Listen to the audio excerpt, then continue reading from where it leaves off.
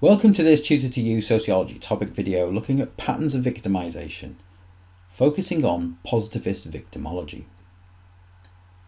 Victimology is the term given to the study of victims of crime, and there are two main forms of victimology that sociologists are concerned with.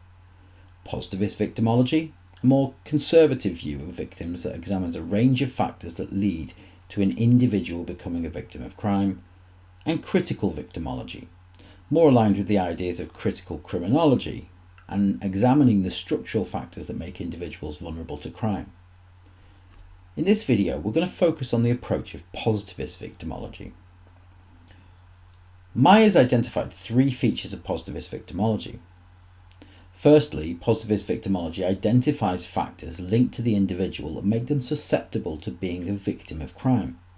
In other words, their personal characteristics. Secondly, positivist victimology focuses on the relationships between offenders and their victims, particularly in violent and sexual crimes, with an emphasis on the cause of their altercations. Finally, positivist victimology also focuses on examining ways in which the victim may have contributed to becoming a victim themselves, looking at behaviours such as their appearance, their lifestyle, and their behaviours in the lead up to the crime. Hindelang et al. Used a positivist victimology approach in assessing the individual and environmental factors that led to the person becoming a victim of crime.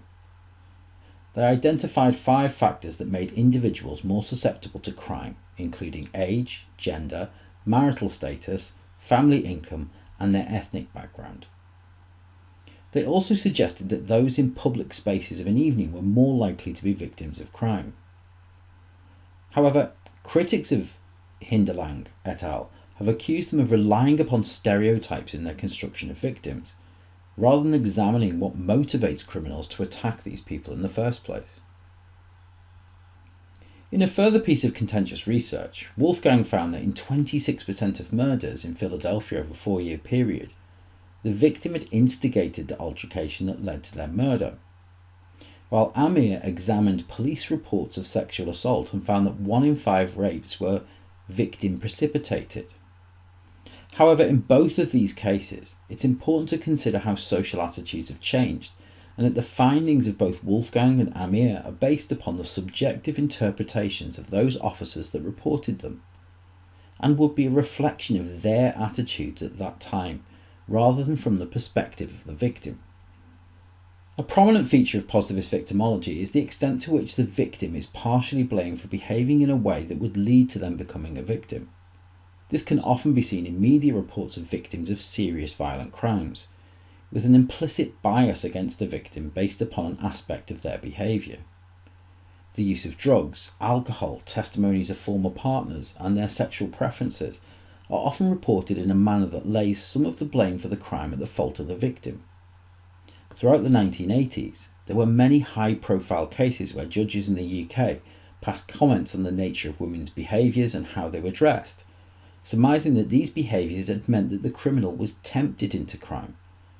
And this is echoed by von Henting's duet theory, which suggested that criminals are tempted by the behaviour of the victim.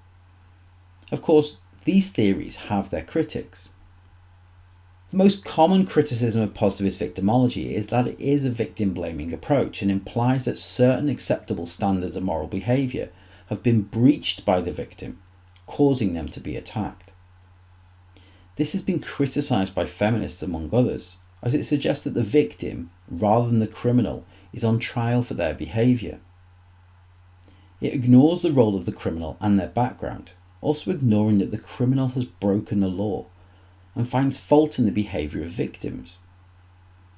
It can also be argued that the positivist victimology approach is based upon subjective judgments that are presented as facts, which, as we are aware, is a dangerous approach in issues such as being the victim of crime in a quantitative manner, because it ignores the subjective interpretations of those that have been wronged.